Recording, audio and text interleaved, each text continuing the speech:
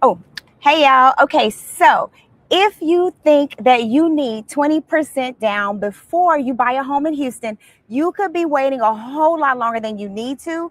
But here is the part that people don't always tell you.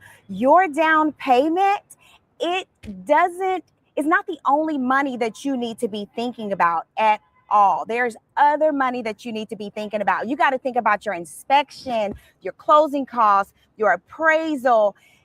If you don't think about those things, the total cost could actually catch you off guard. So what I'm going to do is I'm going to show you exactly the different monies that you might need, and those expenses sometimes you can even get other people to help you with. So also there's one expense that buyers get really confused about because they think they're just giving some extra money, but really that money actually, you're putting that towards the cost of the house and towards that transaction. So we're going to talk about that one in a minute, but we're going to talk about that later as well. So first, let's kill the biggest myth. You do not automatically need 20% down to buy a house. You just don't. The amount you need for your down payment, it depends on your type of financing, the loan program that you choose, and then you may qualify to purchase with considerably less than 20%. And some buyers can even qualify for zero down options. That's one of the reasons why I don't want you waiting before you decide whether or not you can afford to buy a house, based off of like something your cousin said or TikTok or even Facebook. You need to talk to a qualified lender and find out what your numbers look like, because that situation might be completely different. And if you don't already have a lender, I have multiple ones that I can connect you with. So, the next thing that we need to be considering is earnest money. That's the money that buyers sometimes think is an extra charge, right? That earnest money, it's when a seller accepts your offer, you might be required to deposit earnest money according to whatever the terms of your contract are. So you can think of earnest money as showing the seller, hey, I'm serious about buying this house. It's not something that you want to just casually send without really understanding your contract. You need to know what that means. So there's deadlines associated with that, terms, circumstances that can really affect what happens to that money. And so I'm actually going to do an entire video next about earnest money because it deserves more than just 30 seconds. And I'll explain where it goes, when it's due, and the big question that everybody asks me, which is, can I get my earnest money back? The next thing you need to think about is your home inspection. This is an expense that you should plan for because it's something that buyers pay for during the transaction rather than waiting until after closing. So don't look at an inspection as somebody just coming out and telling you everything that's wrong with the property. That's not what they're there for.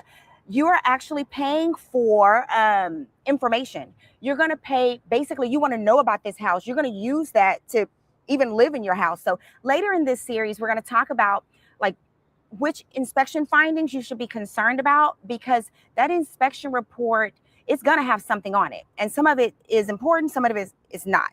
So you also have your appraisal that you want to be thinking about. The appraisal is not something that, it's not going to tell you what's wrong with the house. What it's going to do is tell you what the value of your house is. And really, it is there to protect the lender. So it's totally different from your inspection. Again, that inspection, that's helping you to understand the condition, and then the appraisal is helping the lender. It benefits the lender. It does tell you your value, but it benefits the lender. So we're going to talk about what happens when that appraisal comes in lower than everybody expected, because that part can really change a transaction. So, and then you also have your closing costs. This is actually another place where I see people take one percentage they heard about for closing costs. They saw it online or somebody told them about it, and now they assume that that's exactly what their price is going to be. That's not necessarily true. Your actual cost, it could depend on so many different factors, such as the actual property, taxes, insurance, and just other pieces of the transaction that could be important. So your lender is actually going to provide you an estimate so that you're not wondering, okay, what is this number going to be? You know, you're going to know what that is. So you won't have to really be guessing on that. And then also those closing costs could change because you might be able to get seller contributions. You might get other incentives. Somebody might pay for something for you that's actually part of your transaction. So just kind of think about closing costs as not one exact number. So another category that does not get talked about enough is what happens after you get your keys. You got moving, utility deposits. You might need blinds, a refrigerator, a mower, something breaks. That the house needs something that you weren't necessarily expecting. So don't spend every dollar you have just getting to the closing table. And then after you close, you don't have anything left to actually be a homeowner. I want you to think about the whole transition, not just that down payment. So how much money do you actually need to buy a house in Houston? Honestly, there's not $1 to answer that question. There's not $1 that applies to everybody. Your cash depends on your financing, the price of your home, your contract, the inspections, appraisal, expenses, closing costs, any assistance you can get, incentives, and your financial situation. And that's good news, because if you've been sitting on the sidelines and you're thinking, I can't buy a house because I don't have 20%, you should not be automatically counting yourself out. You need to find out what's actually possible first.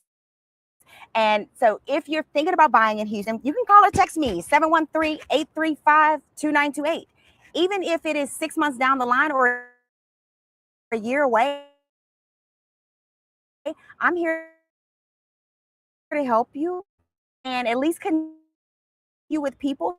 So you don't have to wait another year if you don't want to. And if you're in Houston, call me anyways, because I have an amazing network of real estate people across. Also have international connects if that's your thing. So I can't personalize every single market, but I do. That is earnest money. Where does that money go? When do you have to pay it? And most importantly, can you get it back? So that's exactly what we're talking about next.